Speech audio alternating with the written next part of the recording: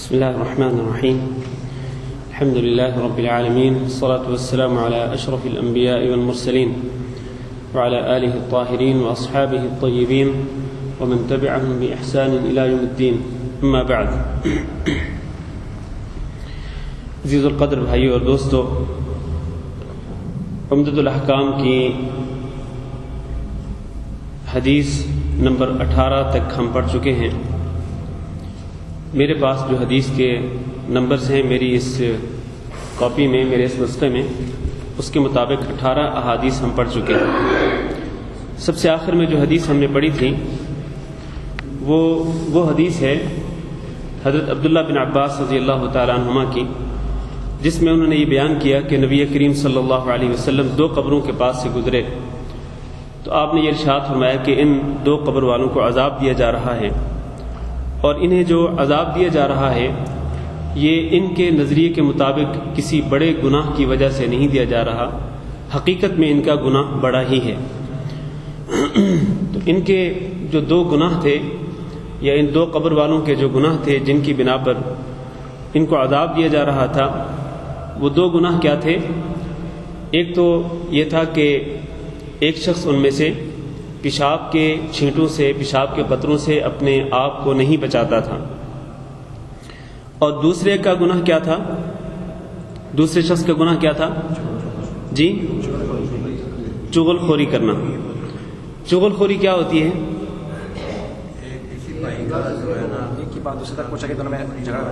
ہاں جی، ایک کی بات دوسرے تک اور اس کی بات اس تک پہنچانا، ان دونوں کو لڑانے کے لیے، دونوں کے درمیان تعلقات کو بگاڑنے کے لیے، دونوں کے درمیان فساد ڈالنے کے لیے ایک دوسرے کی بات کو منتقل کرنا، یہ چغل خوری کہلاتا ہے۔ تو نبی کریم صلی اللہ علیہ وسلم نے ان 2 گناہوں کی بنا پر ان کے بارے میں ارشاد فرمایا کہ ان کو عذاب دیا جا رہا ہے قبر میں۔ اس سے ایک تو یہ دلیل ملتی ہے کہ عذاب قبر برحق ہے، اور دوسرا یہ بھی ثابت ہوتا ہے کہ پیشاب کے چھینٹوں سے اور پیشاب کے قطروں سے اپنے آپ کو، اپنے لباس وغیرہ کو نہ بچانا، یہ عذاب قبر کا سبب ہے، عذاب قبر کا سبب بن سکتا ہے، اور چغل خوری کرنا بھی عذاب قبر کے اسباب میں سے ایک سبب ہے۔ بلکہ قتادہ رضی اللہ تعالیٰ عنہ کہتے ہیں کہ عذاب قبر کو 3 حصوں میں تقسیم کیا جا سکتا ہے۔ ایک حصہ غیبت کی وجہ سے ہوتا ہے، اور ایک حصہ چغل خوری کی وجہ سے ہوتا ہے، اور تیسرا حصہ جو ہے وہ پیشاب کے چھینٹوں سے نہ بچنے کی وجہ سے ہوتا ہے۔ تو نبی کریم صلی اللہ علیہ وسلم نے جب ان دونوں قبر والوں کے متعلق ارشاد فرما دیا کہ ان کو عذاب دیا جا رہا ہے، اور پھر ان کے گناہوں کے متعلق بھی آگاہ کر دیا، تو اس کے بعد آپ صلی اللہ علیہ وسلم نے ایک خاص عمل کیا، اور وہ کیا تھا کہ آپ نے ایک ٹہنی یا ایک چھڑی لی جو تر و تازہ سی، اس کو 2 حصوں میں تقسیم کیا، پھر ایک حصہ ایک قبر میں اور دوسرا حصہ دوسری قبر میں گاڑ دیا، اور آپ نے یہ ارشاد فرمایا، جب آپ سے پوچھا گیا کہ آپ نے اس طرح کیوں کیا ہے، تو آپ نے ارشاد فرمایا کہ لعلہ ان يخفف عنهما ما لم ييبسا، کہ جب تک یہ دونوں ٹہنیاں نہیں خشک ہوں گی اس وقت تک شاید ان کے عذاب میں تخفیف کر دی جائے۔ میں نے یہ مسئلہ بیان کیا تھا کہ جس طرح نبی کریم صلی اللہ علیہ وسلم نے کیا تھا، کیا اس طرح آج کوئی بھی شخص کر سکتا ہے؟ تر و تازہ چھڑی گاڑنا، یا جس طرح لوگ پھول ڈالتے ہیں قبروں پر، پھول پھینکتے ہیں، تو کیا اس طرح کرنا جائز ہے؟ آپ کیا کہتے ہیں؟ اس طرح کرنا جائز نہیں ہے۔ کیوں جائز نہیں ہے؟ اس لیے کہ ہمیں کسی کو معلوم نہیں ہے، ہم میں سے کسی کو یہ پتہ نہیں ہے کہ کس قبر والے کو عذاب دیا جا رہا ہے اور کس قبر والے کو عذاب نہیں دیا جا رہا۔ ایک تو یہ معلوم نہیں ہے۔ اللہ رب العزت نے نبی کریم صلی اللہ علیہ وسلم کو تو وحی کے ذریعے آگاہ کر دیا تھا کہ ان 2 کو عذاب دیا جا رہا ہے، لیکن ظاہر ہے کہ میرے اوپر اور آپ کے اوپر وحی تو نہیں نازل ہوتی کہ ہم بھی یہ پتہ کر سکیں، ہمیں بھی یہ معلوم ہو سکے کہ ان کو عذاب دیا جا رہا ہے یا نہیں۔ ایک تو یہ بات ہے۔ دوسری بات یہ ہے کہ رسول اکرم صلی اللہ علیہ وسلم نے بھی یقین کے ساتھ یہ ارشاد نہیں فرمایا کہ میرے اس عمل کے ساتھ ان کے عذاب میں تخفیف ہو جائے گی، نہیں، یقین کے ساتھ نہیں، بلکہ آپ کے الفاظ کیا ہیں؟ الفاظ یہ ہیں کہ لعلہ، شاید کہ، مطلب اللہ رب العزت سے آپ کو امید تھی، رحمت کی امید تھی کہ شاید اللہ رب العزت میرے اس عمل کی وجہ سے ان کے عذاب میں تخفیف کر دے، یقین نہیں تھا۔ یقین نہیں تھا. تو جب خود امام الانبیاء حضرت محمد صلی اللہ علیہ وسلم کو یقین نہیں تھا کہ اس طرح تر و تازہ چھڑی کے رکھنے کی وجہ سے ان کے عذاب میں تخفیف ہوگی یا نہیں ہوگی، یہ محض امید تھی اللہ تعالیٰ سے، تو جب ان کو یقین نہیں تھا تو پھر میں اور آپ کس طرح یقین کے ساتھ یہ کر سکتے ہیں کہ ہم چھڑی رکھیں یا پھول چڑھائیں قبروں پر اور یہ عقیدہ ہو کہ ان کے عذاب میں تخفیف ہو جائے گی؟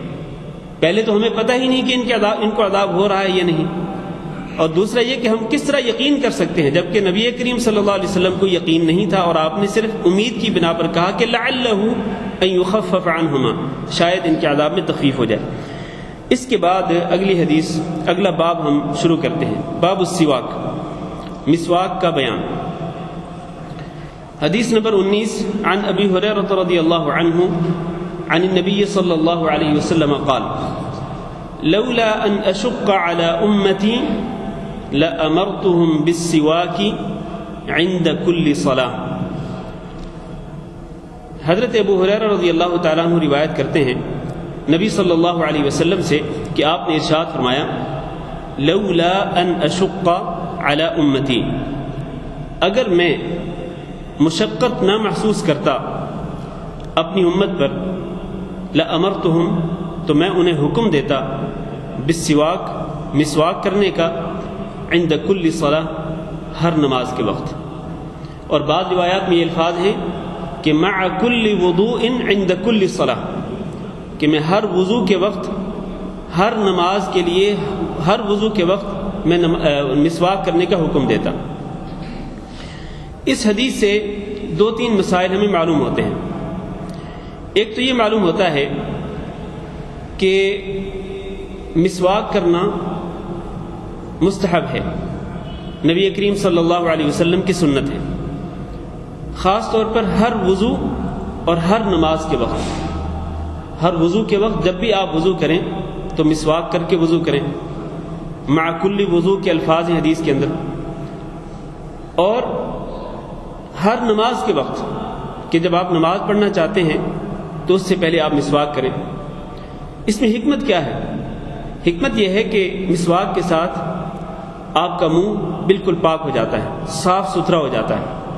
اور آپ نے چونکہ نماز کے اندر اللہ رب العزت کے ساتھ سرگوشی کرنی ہے، اللہ کا کلام پڑھنا ہے، اللہ کا ذکر کرنا ہے، اللہ سے دعا مانگنی ہے، تو پھر آپ یہ سب کچھ اس حالت میں کریں کہ آپ کا منہ بالکل پاک صاف ہو، صاف ستھرا ہو، اور آپ کے منہ سے کوئی سمیل اور کوئی بدبو وغیرہ نہیں آنی چاہیے.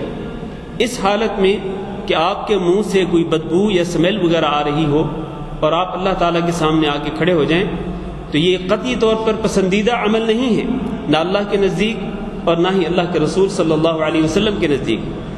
لہذا اس حدیث سے ہمیں ایک تو یہ معلوم ہوتا ہے کہ مسواک کرنا مستحب ہے ہر وضو کے وقت اور ہر نماز کے وقت. اسی لیے جو حضرات آپ نے یہاں عرب لوگوں میں دیکھا ہوگا کہ بعض عرب ائمہ جو ہیں وہ نماز کے لیے آگے بڑھنے سے پہلے، مصلی پر جانے سے پہلے وہ مسواک کر رہے ہوتے ہیں. اور ہم جیسے جو عجم لوگ ہیں جن کی عادت نہیں ہوتی مسواک کرنا، تو وہ ایسے لوگوں کو اپنے ہی ذہن میں برا بھلا سمجھ رہے ہوتے ہیں، ان کو برا سمجھ رہے ہوتے ہیں کہ یہ کیسا آدمی ہے کہ ابھی مصلی پر چڑھنے والا ہے اور اب یہ مسواک کر رہا ہے. تو اصل بات یہ ہے کہ یہ اس طرح کے جو ائمہ حضرات اس طرح مسواک کرتے ہیں ہر نماز کو شروع کرنے سے پہلے، تو وہ اسی حدیث پر عمل کرتے ہیں کہ نبی کریم صلی اللہ علیہ وسلم نے ارشاد فرمایا کہ اگر میں امت پر مشقت محسوس نہ کرتا، اگر میرے نزدیک امت کے لیے یہ حکم باعث مشقت نہ ہوتا تو میں اپنی امت کو حکم دیتا کہ وہ ہر نماز کے وقت مسواک کرے، ہر نماز کے وقت مسواک کرے. تو اسی حکم پر عمل کرتے ہوئے ائمہ کرام جو ہیں نماز سے پہلے مسواک کرتے ہیں. اور عموماً جو لوگ مسواک نہیں کرتے ہیں اور کبھی کبھار کرتے ہیں، تو جب وہ مسواک شروع کرتے ہیں تو ان کے دانتوں سے خون وغیرہ نکلتا ہے، تو ان کے ذہن میں یہ ہوتا ہے کہ بھئی یہ جو مسواک کر رہا ہے تو اس کے دانتوں سے خون نکل رہا ہوگا اور پھر یہ نماز بھی پڑھائے گا، تو یہ کس طرح درست ہے؟ حالانکہ یہ بات صحیح نہیں ہے، کیونکہ جس آدمی کی عادت بن جاتی ہے مسواک کرنا تو اس کے ضروری نہیں کہ اس کے منہ سے، اس کے دانتوں سے خون وغیرہ نکلے. نہیں، عادت بن گئی تو پھر بالکل ایک نارمل سی چیز بن جاتی ہے، کوئی خون وغیرہ نہیں نکلتا ہے دانتوں سے. عادت بن جائے تو اس سے انسان جو ہے وہ خون وغیرہ سے بچ جاتا ہے. ایک تو یہ استحباب معلوم ہوا، سنیت معلوم ہوئی کہ یہ مسواک کرنا مسنون ہے اور مستحب ہے۔ دوسری چیز یہ معلوم ہوتی ہے اسی حدیث سے کہ ہمارے نبی صلی اللہ علیہ وسلم اس امت کے لیے بڑے شفیق اور بڑے ہی مہربان تھے، بڑے مہربان اور بڑے شفیق تھے کہ آپ صلی اللہ علیہ وسلم نے ہر نماز کے وقت مسواک کرنے کا حکم نہیں دیا، دینا چاہتے تھے لیکن حکم دیا نہیں۔ کیوں نہیں دیا؟ اس کی وجہ آپ نے بیان کر دی، لولا ان اشق علی امتی، اگر میں امت کے لیے یہ حکم باعث مشقت نہ سمجھتا تو حکم دے دیتا کہ ہر نماز کے وقت آپ نے مسواک کرنا ہے، لیکن مجھے چونکہ مشقت محسوس ہوتی ہے امت کے لیے کہ ہر نماز کے وقت یہ مسواک کریں، حالانکہ اس میں مشقت اگرچہ ہے تو بہت تھوڑی سی ہے، اتنی زیادہ مشقت نہیں، لیکن اتنی سی مشقت جو ہے یہ بھی نبی کریم صلی اللہ علیہ وسلم کے لیے قابل برداشت نہیں تھی، اس لیے آپ صلی اللہ علیہ وسلم نے ہر نماز کے وقت مسواک کرنے کا حکم جاری نہیں فرمایا۔ خواہش یہ تھی کہ آپ حکم دیں، اور یہی خواہش جو ہے آپ کی، یہ اس بات کی دلیل ہے کہ ہر نماز کے وقت مسواک کرنا جو ہے مستحب ہے۔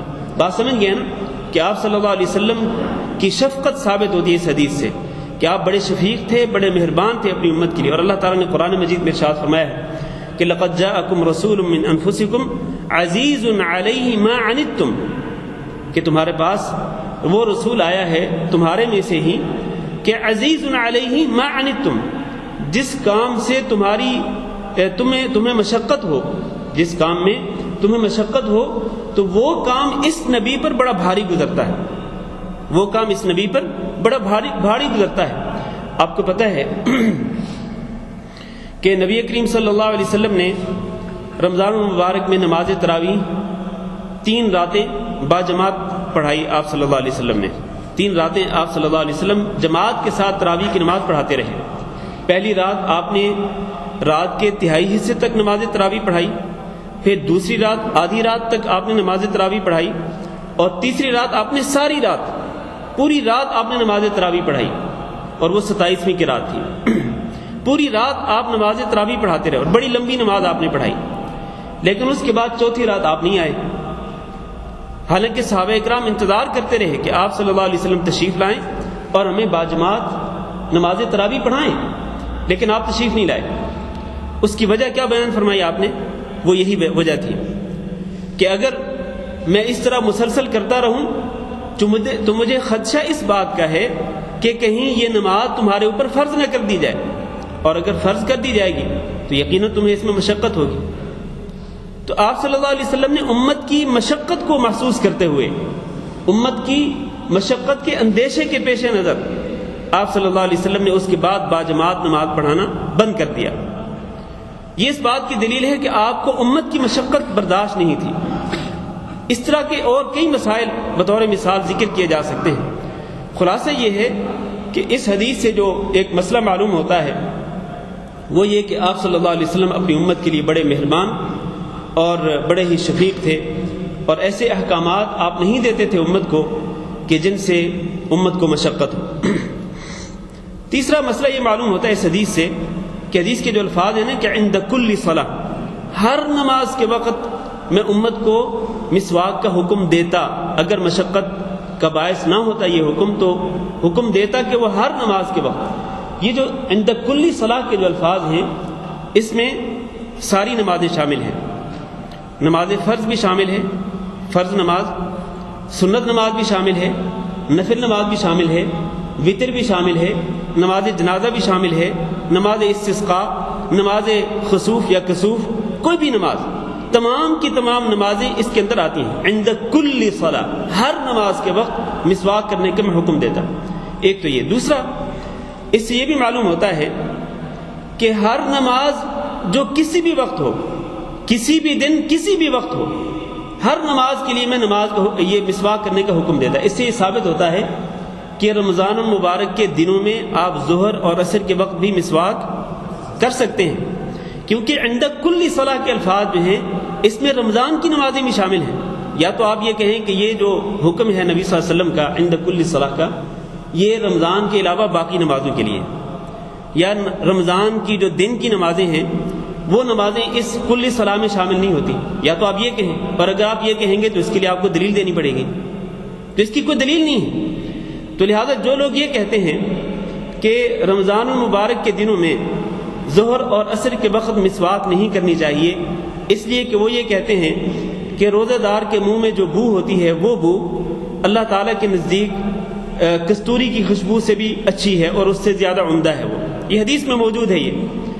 تو لہذا وہ یہ نظریہ رکھتے ہیں کہ وہ جو بو ہے جو اللہ کے نزدیک کستوری کی خوشبو سے بھی بہتر ہے اور اس سے افضل ہے، اس بو کو مسواک کے ذریعے ختم نہیں کرنا چاہیے۔ یہ ان کی عقلی دلیل ہے، یہ ان کی عقلی دلیل ہے، حالانکہ یہ بات درست نہیں ہے۔ وہ جو خلوف عربی زبان میں حدیث میں جو لفظ وارد ہوا ہے وہ خلوف ہے، خلوف فم الصائم اطیب عند اللہ من ریح المسک۔ خلوف کس بو کو کہتے ہیں؟ یہ اس بو کو کہتے ہیں جو معدے سے اٹھتی ہے، معدے سے اٹھ کے انسان کے منہ تک پہنچتی ہے اور اس کے منہ کو بودار کر دیتی ہے، یہ معدے سے اٹھنے والی خوشبو ہوتی ہے۔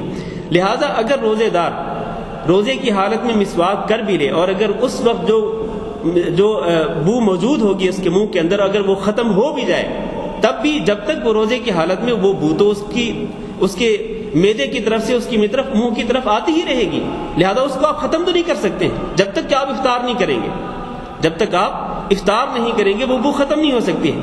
لہذا خلاصہ یہ ہے کہ عند کل صلاح، یہ جو الفاظ ہیں حدیث کے اندر، یہ اس بات کی دلیل ہے کہ ہر نماز کے لیے مسواک کرنا مسنون ہے، ہر وقت کرنا مسنون ہے، یعنی ہر نماز وہ جس وقت بھی ہو، جس مہینے میں بھی ہو اور جس حالت میں بھی ہو، چاہے وہ فرض نماز ہو، نفل نماز ہو، رمضان کے مہینے میں ہو، دن میں ہو، رات میں ہو، کوئی بھی نماز ہو، ہر نماز کے وقت مسواک کرنا مسنون ہے، نبی کریم صلی اللہ علیہ وسلم کی سنت مبارکہ ہے، لہذا اس کا اہتمام کرنا چاہیے۔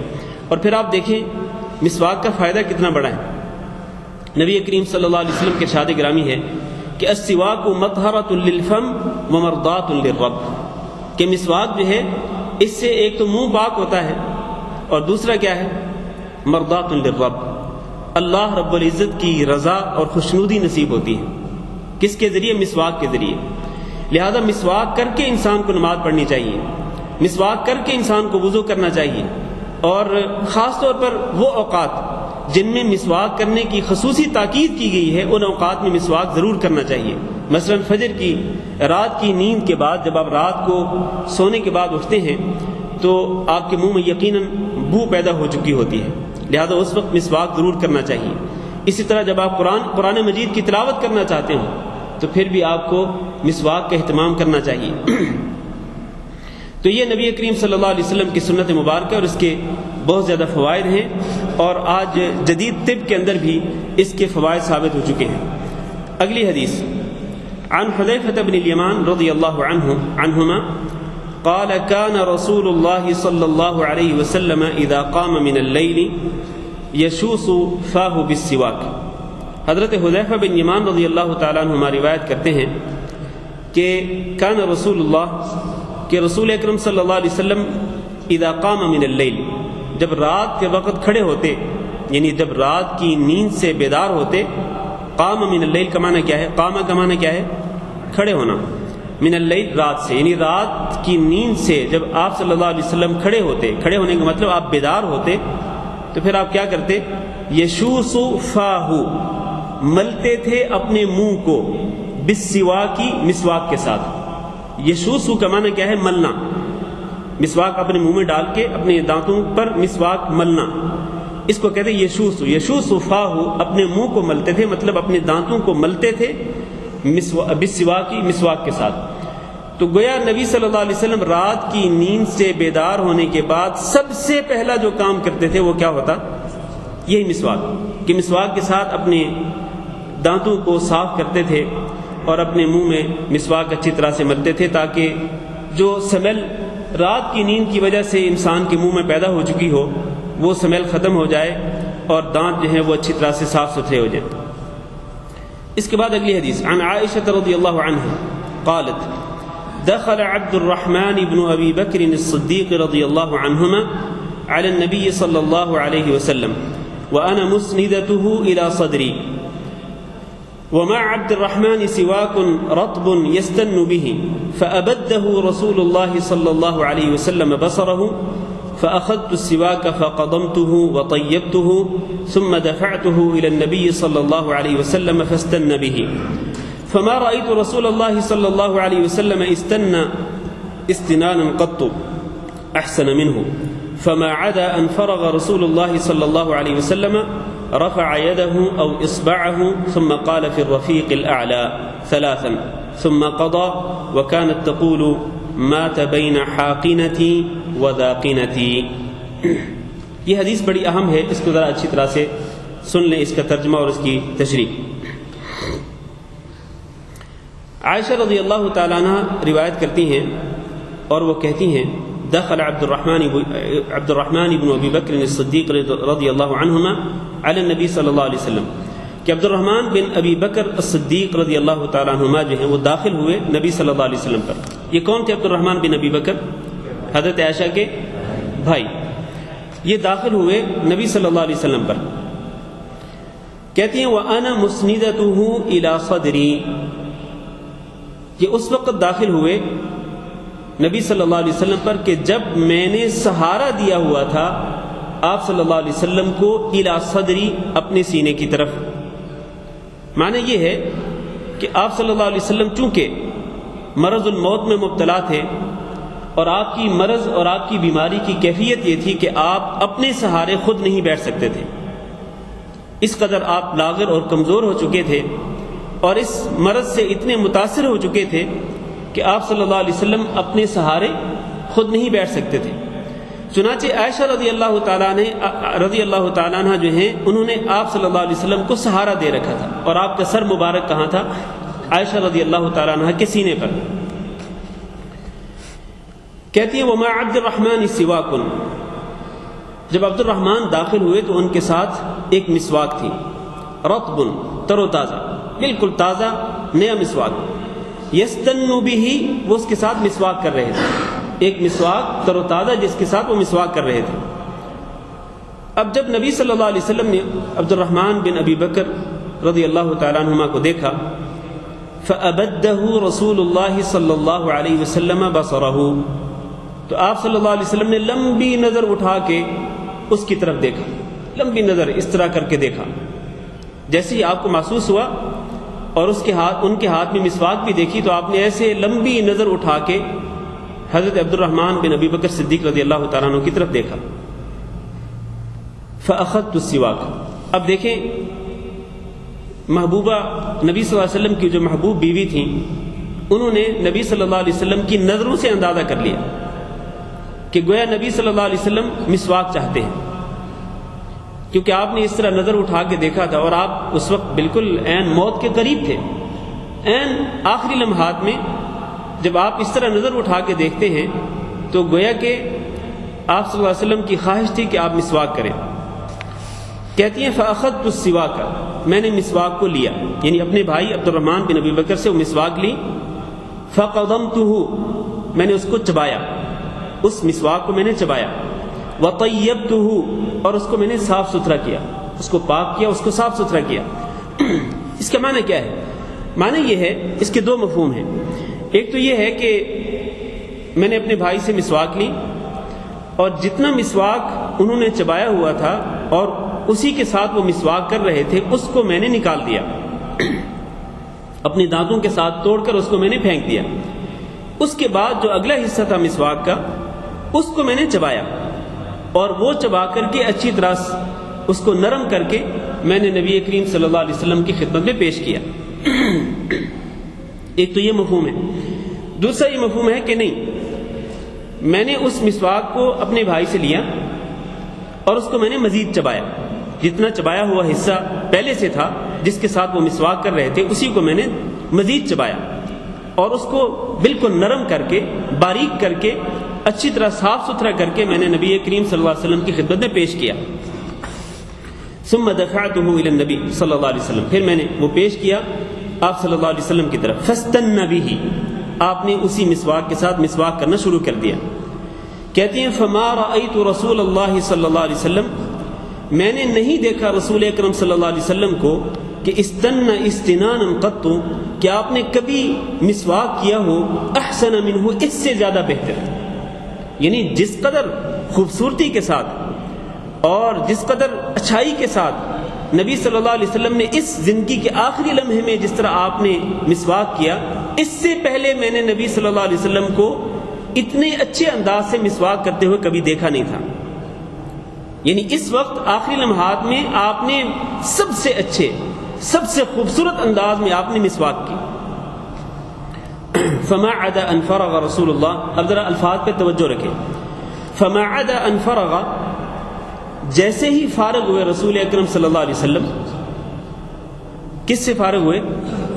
مسواک سے. جیسے ہی آپ نے مسواک کر لی، جیسے ہی فارغ ہوئے، رفع یدہ، آپ نے ہاتھ اٹھایا، او اصبعہ، یا آپ نے اپنی انگلی بلند کی، اپنا ہاتھ اٹھایا یا اپنی انگلی بلند کی. ثم قال، پھر آپ نے فرمایا فی الرفیق الاعلی. آپ نے 3 مرتبہ کہا فی الرفیق الاعلی، فی الرفیق الاعلی، فی الرفیق الاعلی. ثم قضا، پھر نبی کریم صلی اللہ علیہ وسلم فوت ہو گئے، پھر آپ صلی اللہ علیہ وسلم وفات پا گئے. اب آپ ذرا توجہ کریں کہ نبی کریم صلی اللہ علیہ وسلم کی زندگی کے آخری لمحات ہیں، اور جیسے ہی آپ نے مسواک کیا، مسواک کرتے ہی آپ نے اپنی انگلی کو بلند کیا اور آپ نے فرمایا اللہم فی الرفیق الاعلی، فی الرفیق الاعلی، فی الرفیق الاعلی، اور آپ فوت ہو گئے. یہ کس بات کی دلیل ہے؟ یہ اس بات کی دلیل ہے کہ آپ صلی اللہ علیہ وسلم نے اپنی وفات سے چند لمحات پہلے بھی اگر اللہ نے آپ کو موقع دیا ہے ایک مستحب اور ایک سنت پر عمل کرنے کا بھی، تو آپ نے اس کو چھوڑا نہیں، اس کو آپ نے چھوڑا نہیں. اس موقع سے آپ نے فائدہ اٹھایا کہ ایک چھوٹا سا عمل ہے، بظاہر یہ عمل اتنا بڑا نہیں ہے مسواک کرنا، لیکن میرے ماں باپ آپ پہ قربان ہوں، آپ صلی اللہ علیہ وسلم نے ایک چھوٹا سا عمل جو آپ کر سکتے تھے اس لمحے میں، آپ نے وہ موقع جانے نہیں دیا. یہ اس بات کی دلیل ہے کہ نبی کریم صلی اللہ علیہ وسلم اپنی زندگی کے ایک ایک لمحے میں عمل صالح کے لیے نہایت حریص ہوتے تھے، خواہش مند ہوتے تھے کہ زندگی کے ایک ایک لمحے میں آپ اللہ رب العزت کی رضا کے لیے کوئی عمل کر لیں. اور یہ جو الفاظ ہیں، یہ جو واقعہ ہے، یہ مجھے اور آپ کو بیدار کرنے کے لیے، جگانے کے لیے کافی ہے کہ آج میں اور آپ، ہمیں تھوڑی سی تکلیف ہو تو ہم یہ تو مسواک کرنا تو چھوٹا سا عمل ہے، ایک مستحب اور مسنون عمل ہے، اس کو تو جانے دیجئے. میں اور آپ تو دین کے واجبات اور دین کے فرائض تک کو چھوڑ دیتے ہیں، دین کے واجبات اور دین کے فرائض تک کو چھوڑ دیتے ہیں. تھوڑا سا زکام ہوا، تھوڑا سا بخار ہوا، ہم باجماعت نماز نہیں پڑھتے ہیں، یا بلکہ نماز بالکل چھوڑ دیتے ہیں. اور کیا کہتے ہیں زبان سے؟ اللہ بڑا غفور ہے، بڑا مہربان ہے، معاف کرنے والا ہے، معاف کر دے گا. کوئی شک نہیں، اللہ تعالیٰ بڑا مہربان ہے، غفور الرحیم ہے، اس میں کوئی شک و شبہ والی بات نہیں ہے. لیکن ایک انسان دیدہ دانستہ جان بوجھ کے اللہ کی مخالفت کرے اور اللہ کے حکم کو، اللہ کے فرض کو اور اس کے واجب کو چھوڑ دے، اور پھر اس پر یہ امید رکھے کہ اللہ بڑا غفور ہے، جان بوجھ کے. ایک تو یہ نا کہ انسان سے غلطی ہو جائے اور انسان اللہ تعالیٰ سے امیدوار ہو کہ اللہ تعالیٰ مجھے معاف کر دے گا، ٹھیک ہے، اللہ کی رحمت کا امیدوار ہونا چاہیے. لیکن دیدہ دانستہ اللہ کے فرائض میں سے کسی فرض کو چھوڑ دینا. اور آپ دیکھیں نبی کریم صلی اللہ علیہ وسلم جب اسی بیماری میں، جس بیماری کا حضرت عائشہ رضی اللہ تعالیٰ عنہ نے یہ واقعہ بیان کیا ہے، اسی بیماری میں آپ صلی اللہ علیہ وسلم کو جیسے ہی تھوڑا سا افاقہ ہوا، اور ادھر مسجد نبی میں جو کہ آپ کے حجرہ کے ساتھ بالکل متصل تھی، نماز باجماعت کھڑی ہو چکی تھی، اور خود نبی صلی اللہ علیہ وسلم نے یہ حکم دیا تھا کہ حضرت ابوبکر صدیق رضی اللہ تعالیٰ عنہ مسلمانوں کی امامت کرائیں. تو عین جماعت کے دوران جیسے ہی آپ کو افاقہ ہوا تو آپ صلی اللہ علیہ وسلم نے اپنے بستر پر پڑے رہنا برداشت نہیں کیا، بلکہ آپ اپنے 2 صحابہ کرام کے کندھوں کا سہارا لے کر مسجد میں تشریف لائے. اس طرح آئے کہ آپ کے پاؤں مبارک جو ہے وہ زمین پر گھسٹ رہے تھے، یہ اسی مرض کے اندر. تو اس قدر شدید مرض میں مبتلا ہونے کے باوجود بھی آپ نے مسجد میں بانماز جماعت کو ترک نہیں کیا.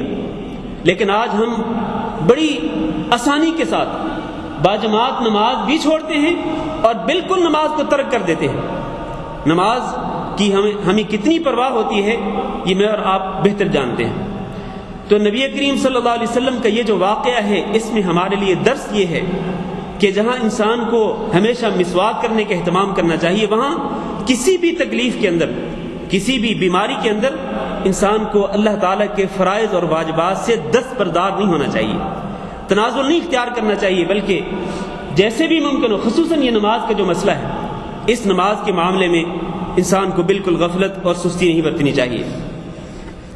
وَكَانَتْ تَقُولُ، حضرت عائشہ رضی اللہ تعالیٰ عنہ کہا کرتی تھیں، مَاتَ بَيْنَ حَاقِنَتِي وَذَاقِنَتِي، کہ آپ صلی اللہ علیہ وسلم فوت ہوئے بین حاقنتی، میری گود، وذاقنتی، اور میری ٹھوڑی کے درمیان، یعنی انہوں نے پہلے بیان کر دیا کہ آپ صلی اللہ علیہ وسلم کو میں نے سہارا دیا ہوا تھا اپنے سینے کی طرف، تو گویا آپ کا سر مبارک عین وفات کے وقت حضرت عائشہ رضی اللہ تعالیٰ عنہ کے سینے پر تھا۔ اس سے حضرت عائشہ رضی اللہ تعالیٰ عنہ کی فضیلت بھی ثابت ہوتی ہے، بلکہ ایک روایت میں حضرت عائشہ رضی اللہ تعالیٰ عنہ کہتی ہیں، صحیح بخاری میں وہ روایت، کانت عائشہ تقول ان من نعم اللہ علیہ، کہ اللہ تعالیٰ کی نعمتوں میں سے میرے اوپر ایک نعمت ہے، ان رسول اللہ صلی اللہ علیہ وسلم، کہ رسول اکرم صلی اللہ علیہ وسلم توفی فی بیتی، آپ فوت ہوئے میرے گھر کے اندر، وفی یومی، اور میرے دن کے اندر، مطلب جس دن آپ صلی اللہ علیہ وسلم کی میرے گھر میں رہنے کی باری تھی، اسی دن میں آپ صلی اللہ علیہ وسلم فوت ہوئے، اور کس حالت میں؟ بین سحری و نحری، میری گود اور میرے سینے اور میری ٹھوڑی کے درمیان، سینے اور ٹھوڑی کے درمیان آپ کا سر مبارک تھا، اور اسی دوران آپ صلی اللہ علیہ وسلم وفات پا گئے۔ بلکہ حضرت عائشہ کہتی ہیں، وَإِنَّ اللَّهَ جَمَعَ بَيْنَ رِيقِي وَرِيقِهِ عِنْدَ مَوْتِهِ، کہ اللہ رب العزت نے میرے لعاب اور آپ کے لعاب کو عین موت کے وقت جمع کر دیا۔ آپ کا لعاب اور حضرت عائشہ کا لعاب کس طرح جمع ہوا؟ یہ مسواک کے ذریعے، کہ مسواک کو حضرت عائشہ رضی اللہ تعالیٰ عنہ نے پہلے چبایا اور پھر آپ صلی اللہ علیہ وسلم کی خدمت میں پیش کیا، تو اس طرح گویا اللہ تعالیٰ نے عین موت کے وقت حضرت عائشہ رضی اللہ تعالیٰ عنہ کا لعاب دہن، اور اس طرح نبی کریم صلی اللہ علیہ وسلم کا جو لعاب دہن تھا، ان دونوں کو جمع کر دیا۔ یہ حضرت عائشہ رضی اللہ تعالیٰ عنہ فضیلت کے طور پر بیان کرتی تھی کہ اللہ تعالیٰ نے مجھے یہ فضیلت دی ہے کہ آپ کی وفات میرے گھر میں ہوئی، میرے دن میں ہوئی، اور آپ کا سینہ مبارک جو ہے وہ، آپ کا سر مبارک جو ہے میرے سینے پر تھا، اور عین اس وقت اللہ تعالیٰ نے میرے لعاب اور ان کے لعاب کو جمع کر دیا۔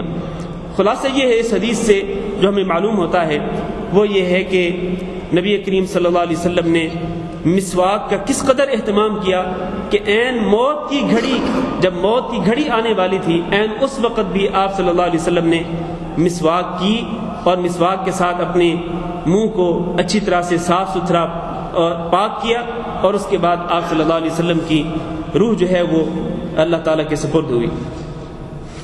وفی لفظ، ایک روایت میں ہے، فرأیتہ ینظر الیہ، حضرت عائشہ رضی اللہ تعالیٰ نے کہتی کہ میں نے آپ صلی اللہ علیہ وسلم کو دیکھا، ینظر الیہ، کہ آپ اس مسواک کی طرف دیکھ رہے ہیں، وعرفت، اور میں نے سمجھ لیا، انہ یحب السواک، کہ آپ صلی اللہ علیہ وسلم مسواک سے محبت کرتے ہیں، مسواک پسند کرتے ہیں۔ فقلت، تو میں نے کہا، آخذہ لک، یہ مسواک میں آپ کے لیے لے لوں؟ فاشار برأسہ، تو آپ نے اپنے سر کے اشارے کے ساتھ کہا، النعم، کہ جی ہاں یہ مسواک مجھے لے کر دیں، میں مسواک کرنا چاہتا ہوں۔ گویا نبی صلی اللہ علیہ وسلم اس وقت اس حالت میں تھے کہ آپ اپنی زبان مبارک سے بول بھی نہیں سکتے تھے، آپ نے اپنے اشارے کے ساتھ، سر کے اشارے کے ساتھ یہ کہا کہ ہاں یہ میں مسواک ابھی کرنا چاہتا ہوں۔ تو حضرت عائشہ رضی اللہ تعالیٰ عنہ نے وہ مسواک لی اور وہ چبا کر اس کو صاف ستھرا کر کے نبی صلی اللہ علیہ وسلم کے لیے پیش کیا۔ اس کے بعد اگلی حدیث، اسی باب کی آخری حدیث جو ہے وہ پڑھ لیں اذان ہونے سے پہلے۔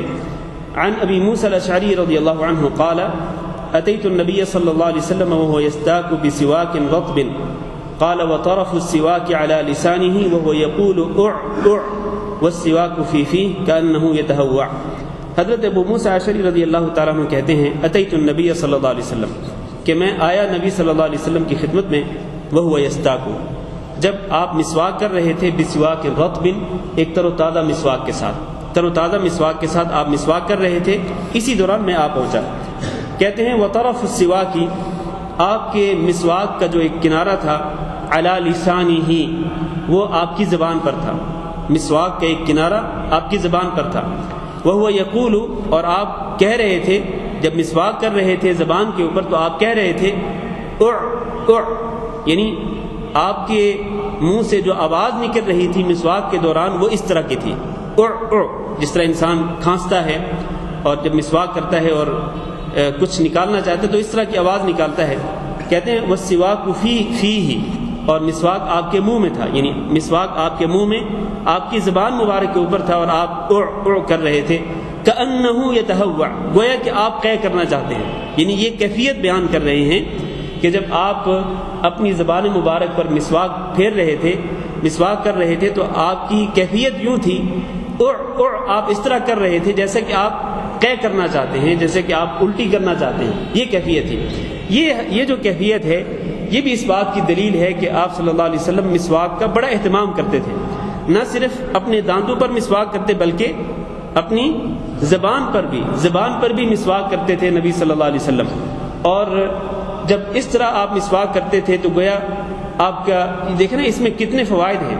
جب آپ زبان پر مسواک کریں گے، اور ڈاکٹرز لوگ یہ جانتے ہیں کہ جب آپ مسواک کریں گے زبان پر اس کو استعمال کریں گے تو ظاہر ہے کہ آپ کی کیفیت اسی طرح سے ہوگی کہ گویا آپ قے کرنا چاہتے ہیں. تو اس سے کیا ہوگا، آپ کے سینے پر جو بلغم ہوگا اور جو اس طرح کا جو مادہ ہوگا آپ کے سینے پر وہ یقیناً نکل جائے گا اور آپ کا سینہ صاف ہو جائے گا. آپ کا حلق جو ہے وہ بھی بالکل صاف ستھرا ہو جائے گا اور آپ بہتر انداز سے گفتگو کرنے کے قابل ہو جائیں گے. تو یہ طبی فوائد ہیں اس مسواک کے اندر. تو بہرحال یہ جو آج ہم نے حدیثیں پڑھی ہیں، 4 حدیثیں ہم نے پڑھی ہیں باب السواک میں، مسواک کے بیان میں. تو ان تمام احادیث سے یہ معلوم ہوتا ہے کہ مسواک کرنا نبی کریم صلی اللہ علیہ وسلم کی سنت مبارکہ ہے. یہ ایک مستحب عمل ہے، خصوصاً ہر نماز کے وقت اور اسی طرح ہر وضو کے وقت، اور جس طرح میں نے پہلے بیان کیا ہے اور حدیث میں بھی یہ بیان کیا گیا کہ رات کی نیند سے بیدار ہونے کے بعد مسواک کا ضرور اہتمام کرنا چاہیے. آج کل لوگ مسواک کی جگہ پہ برش استعمال کرتے ہیں. ٹھیک ہے، برش بھی استعمال کرنے میں کوئی حرج نہیں ہے، لیکن یہ ڈاکٹر صاحب بیٹھے ہیں ہمارے ہاں، ڈاکٹر صاحب بھی یہ مانیں گے اس بات کو کہ برش جو ہے یہ مسواک کا فائدہ نہیں پہنچا سکتا. برش کے ذریعے مسواک کا فائدہ نہیں ہو سکتا. وہ فوائد جو آپ کو مسواک کے ذریعے نصیب ہو سکتے ہیں وہ فوائد آپ کو برش کے ذریعے نصیب نہیں ہو سکتے. یہ یقینی بات ہے، 100% یہ کنفرم ہے. لہذا مسواک کا بہرحال اہتمام کرنا چاہیے. المہم یہ ہے کہ انسان اپنے منہ کو صاف ستھرا رکھے. آج دیکھیں نا ہمارے بہت سارے مسلمان بھائی بہنیں جو ہیں جو سگریٹ نوشی کرتے ہیں، سگریٹ نوشی کرنے والے لوگ جو ہیں وہ اپنے منہ کی، ظاہر ہے کہ منہ کے اندر وہ صفائی نہیں رکھ سکتے ہیں اور منہ کے اندر ان کے سمیل پیدا ہو جاتی ہے، بدبو پیدا ہو جاتی ہے، اور پھر بہت سارے لوگ اسی حالت میں نماز بھی پڑھتے ہیں. جبکہ رسول اکرم صلی اللہ علیہ وسلم نے تو منہ کی صفائی کا اس قدر اہتمام کیا. آپ نے فرمایا کہ جو شخص یہ کچا پیاز کھا لے یا کچا لہسن کھا لے تو وہ ہماری مسجد کے قریب ہی نہ آئے، وہ ہماری مسجد کے قریب ہی نہ آئے. لا یقربن مصلانا. حالانکہ پیاز کھانا، کچا پیاز ہو یا کچا لہسن ہو، یہ حلال ہے، یہ حرام نہیں ہے، یہ کھا سکتے ہیں، لیکن مکروہ ہے. اگر اس کی وجہ سے بدبو پیدا ہوتی ہے اور خاص طور پر نماز کا ٹائم آنے والا ہو تو اس وقت یہ کھانا مکروہ ہے، لیکن حرام نہیں ہے. یہ بہرحال اس کو حرام نہیں کہہ سکتے ہیں. تو حلال چیز کھانے کے بعد اگر منہ میں بدبو پیدا ہو تو اس کو رسول اکرم صلی اللہ علیہ وسلم نے مسجد میں آنے سے منع کر دیا کہ مسجد کے قریب تک نہ آئے.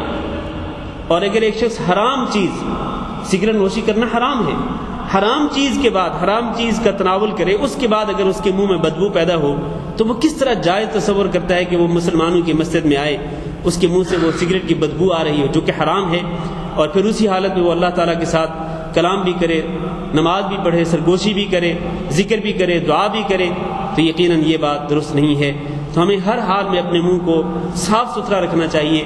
جس طرح میں نے پہلے کہا کہ مسواک کے ساتھ نہ صرف منہ پاک ہوتا ہے بلکہ اس کے ساتھ اللہ تعالیٰ کی رضامندی اور اس کی خوشنودی بھی نصیب ہوتی ہے. اللہ تعالیٰ ہمیں اس پر عمل کرنے کی توفیق دے.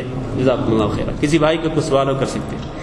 یہ جو مسواک کے بارے میں بتایا گیا ہے اس میں تو ایک چیز ثابت یہ ہوتی ہے کہ ہم ایک دوسرے کی مسواک جو ہے استعمال کر سکتے ہیں. جی بالکل کر سکتے ہیں، ایک دوسرے کی مسواک کو استعمال کر سکتے ہیں. جس طرح حضرت عبد الرحمن بن ابی بکر رضی اللہ تعالیٰ عنہما کی مسواک کو پہلے حضرت عائشہ نے چبایا اور اس کو صاف ستھرا کیا اور پھر نبی صلی اللہ علیہ وسلم نے اس کو استعمال کیا. تو کسی کی مسواک کو استعمال کرنے میں کوئی حرج نہیں، اگرچہ آج کل لوگ سمجھتے ہیں کہ وہ اس میں کچھ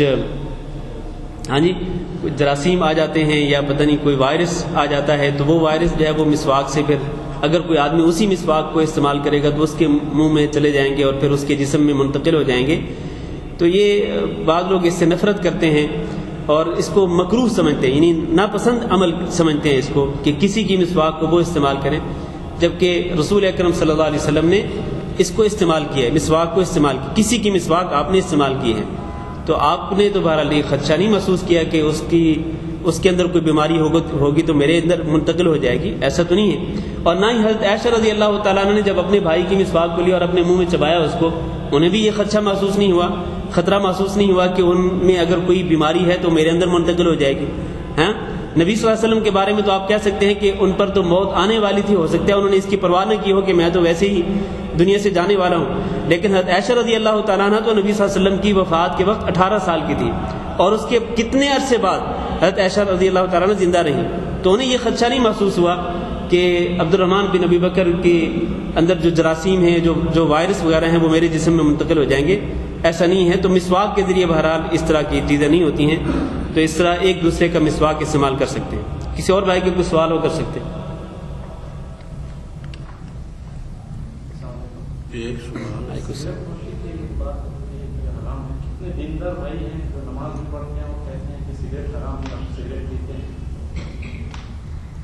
سگریٹ نوشی کرنا حرام ہے، اس میں کسی قسم کا شک و شبہ نہیں ہے. قرآن و حدیث کے اندر بہت سارے دلائل موجود ہیں جن سے یہ معلوم ہوتا ہے کہ سگریٹ نوشی کرنا حرام ہے. یہ ٹھیک ہے کہ قرآن و حدیث کے اندر سگریٹ کا نام نہیں ذکر کیا گیا، سگریٹ کا لفظ جو ہے قرآن و حدیث میں نہیں ہے، لیکن قرآن و حدیث کے اندر ایسے ضابطے اور ایسے اصول متعین کر دیے گئے ہیں، اگر ان اصولوں اور ضابطوں کو سامنے رکھا جائے تو ان کی روشنی میں ثابت ہوتا ہے کہ یہ سگریٹ حرام ہے. مثلا ایک ضابطہ اللہ نے قرآن مجید میں ذکر کر دیا نبی صلی اللہ علیہ وسلم کے بارے میں کہ یحل لهم الطیبات ویحرم علیہم الخبائث، کہ نبی صلی اللہ علیہ وسلم جو ہیں پاکیزہ چیزوں کو حلال قرار دیتے اور گندی چیزوں کو گندی چیزوں کو حرام قرار دیتے ہیں. پاکیزہ چیزوں کو حلال قرار دیتے ہیں اور گندی اور ناپاک چیزوں کو حرام قرار دیتے ہیں. اب سوال یہ ہے سگریٹ نوشی کرنے والے بھائی سے کہ جو سگریٹ ہے یہ ایک اچھی چیز ہے، پاک چیز ہے یا گندی چیز ہے؟